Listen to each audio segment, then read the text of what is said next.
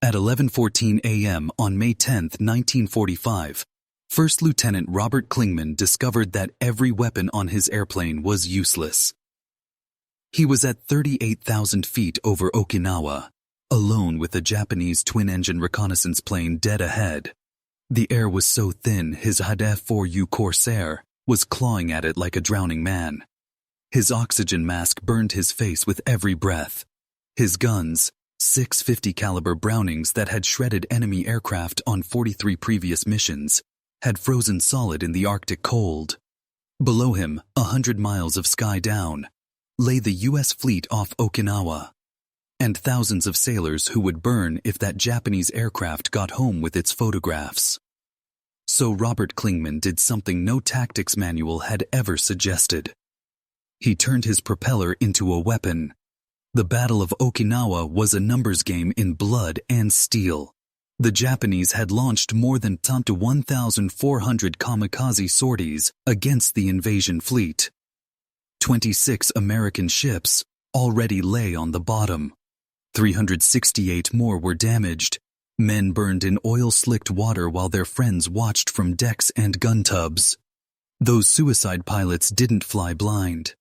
High above the flak and the fighters, sleek Kawasaki Ki 45 Nick reconnaissance planes cruised at 35,000 feet, calmly photographing the exact position of carriers, destroyers, and transports.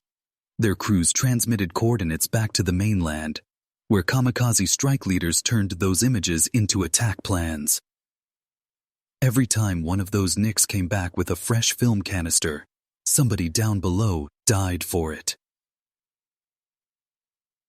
Marine Basina, Fighter Squadron 312. The Checkerboards had already buried 4 pilots killed by kamikazes in April. Every man in the ready shack understood the math. You don't just shoot down a reconnaissance plane, you stop the next wave of burning ships. That morning at Kadena Airfield, Okinawa, Klingman, and 3 other Corsair pilots launched at 9:40 a.m. on a routine combat air patrol. Klingman was 28, older than the kids flying in Europe, a combat veteran with 6 weeks in theater and 40-plus missions already under his belt. He wore the aggressive calm of a man who'd survived long enough to know he probably shouldn't still be here. His flight leader that day was WWII, Captain Kenneth Rooser, another hard-edged Marine ace in the making. For nearly an hour, they flew lazy racetracks over the fleet, white wakes cutting the blue water below, sun glinting off carrier decks. Then, at 10:37, the radio crackled. Bogey, Angels 25, bearing 010, closing. 25,000 feet, coming in from the north. One of the radar picket ships, those lonely destroyers pushed way out ahead of the fleet, had earned its pay. Rooser didn't need a briefing officer to tell him what flew that high. "Nick," he said, "let's go." The Corsair was a monster of a fighter. Big bent wings, 18 cylinders up front, built to haul guns and bombs down in the mud. Its official service ceiling was around 35,000 feet, and it wasn't happy even there. To get above a Japanese recon ship designed to live in the stratosphere, they'd have to cheat physics. Rooser's voice came sharp over the radio. "Drop your belly tanks. Get light." 4 silver auxiliary tanks tumbled away, spinning toward the sea. Then another, more painful order. "Get rid of that ammo. All but a couple of 100 rounds." Every bullet was weight the engine had to drag uphill through air as thin as lies. Klingman banked slightly out of formation, lined up on empty ocean, and did something that went against every instinct he had as a combat pilot. He squeezed the trigger and hosed 2,000 rounds of perfectly good 50 caliber ammunition into the Pacific. For 30 seconds, 6 Brownings turned the water into white foam and geysers. 687 pounds of weight vanished from his wings. When he pulled up and rejoined, his Corsair felt suddenly naked. They started to climb. A fighter doesn't really fly at those altitudes. It often struggles. At 33,000 feet, the engine note went thin, strained. At 35,000, the Corsair was well above where the manual said to fight. At 37,000, the controls felt like they were set in concrete. Somewhere up ahead, the Nick kept on, serene in its element. One by one, the other Marines fell back, their engines gasping, their airspeed bleeding down toward stall. Only Reusser and Klingman kept clawing their way up. At around 37,000, Reusser finally got within firing range. He slid in behind the Japanese twin-engine tail, lined up the shot, and mashed the trigger. Nothing. The guns had frozen. Lubricant, metal, moving parts. Everything had gone stiff in the -50-degree air. The Browning simply refused to cycle. He swore into his mask, pulled up and away to keep from ramming by accident, and keyed the radio. "My guns are out. Klingman, it's yours." Klingman pushed his dying engine a little harder. The Nick grew in his windscreen. Twin tails, long glazed nose, the hated red meatballs on the wings. This was the eye that guided suicide blades into American steel. He thumbed his own triggers. For a few precious seconds, his guns worked. Tracers arced into the Japanese fuselage. Bits of metal flicked away. A piece of cowling tore off and spiraled down.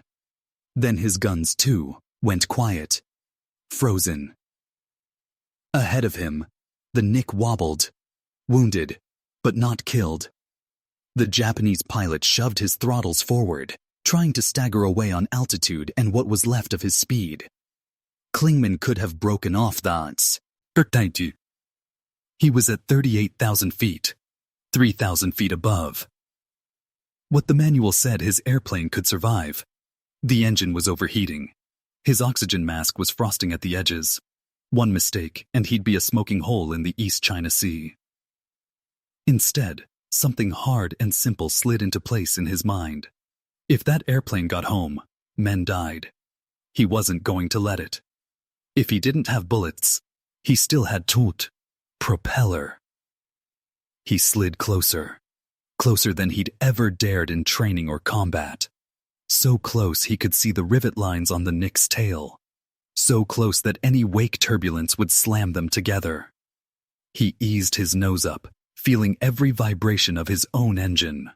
The Corsair's 12-foot three-bladed Hamilton Standard spun inches from the Japanese tailplane. Thumbs off the dead triggers, he used the only weapon still turning. He chopped the Nick. The first contact was a horrible metallic scream. The Corsair shuddered. Chunks of Japanese tailplane and rudder flew away in a confetti of aluminum. Klingman backed off, the Corsair shaking in protest, then slid in again. Another swipe. More metal ripped free. The Nick's pilot fought the controls, twin engines surging as he tried desperately to keep his crippled bird level. One more pass. Klingman's prop ate what was left of the vertical stabilizer. The Nick rolled, kicked, and then pitched over into a fatal dive, trailing pieces and smoke. Gravity, at last, took the right side. Now Klingman had his own problem. He looked out at his propeller. 6 inches were gone from every blade tip. The disc was no longer smooth. It was jagged, uneven, a flying saw. The Corsair shook like a dog in a thunderstorm. If he left the power up, the vibrations would tear the engine right out of the mount. He eased the throttle back, heart in his throat, until the shaking became barely tolerable. And he pointed the nose toward Okinawa and began the longest glide of his life. For miles, he was a heavy, shot-out glider, with a gas turbine up front just barely turning over. Any engine failure, any misjudged descent, and he'd never make the strip. Below him, the fleet sat where it had sat all morning, but now without a Japanese camera high above, calling in its death warrant. An hour earlier, the Nick had been untouchable. Now it was a smear in the ocean. When Klingman rolled to a stop back at Kadena, ground crewmen ran up expecting to see bullet holes. What they saw instead made them stop and stare. The Corsair's prop looked like someone had taken a giant file to it. The tips were chewed, jagged, obviously shorter. One crew chief ran a hand along the damaged blade and whistled. "What the hell did you hit, Lieutenant?" Klingman, climbing out, exhausted, just shrugged. "Airplane." The story spread, as stories like that do. The official record would phrase it politely. Lieutenant Klingman closed to extremely short range and destroyed the enemy aircraft by contact with his propeller. His squadron mates used a different word. Insane. They said it with respect. Because in that moment, 3 miles higher than his airplane was meant to fly, with frozen guns and a dying engine, Robert Klingman had done the one thing a good combat pilot always does when the book stops working. He refused to let the enemy finish his mission. He used what he had left, and he brought it home.